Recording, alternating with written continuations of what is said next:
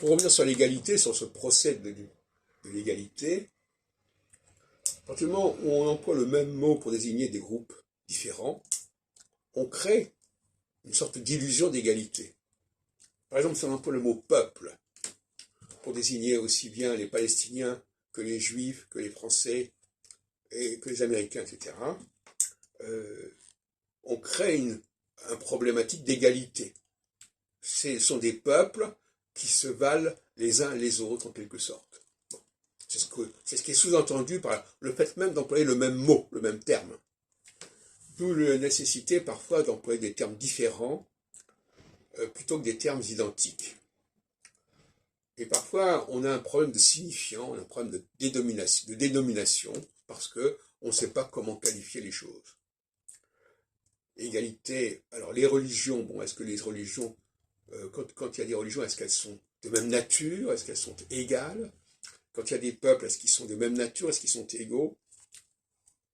Il faut faire attention à cette manipulation des mots, et ce classement entre catégories, voilà, vous appartenez à la catégorie peuple, à la catégorie nation, à la catégorie État, parce que le mot État aussi est un problème. Qu'est-ce que c'est qu'un État? Est-ce que tous les États ont la même légitimité, la même raison d'être, etc. C'est aussi une question qui peut se poser très sérieusement.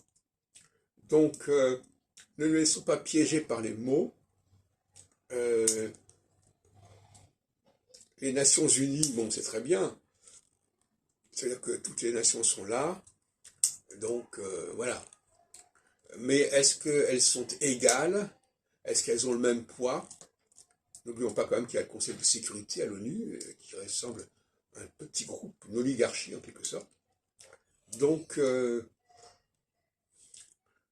me méfie beaucoup de ce terme-là, de la même façon que je me méfie beaucoup du suffrage universel, qui veut dire que toutes les voix se valent. Ça veut dire quoi?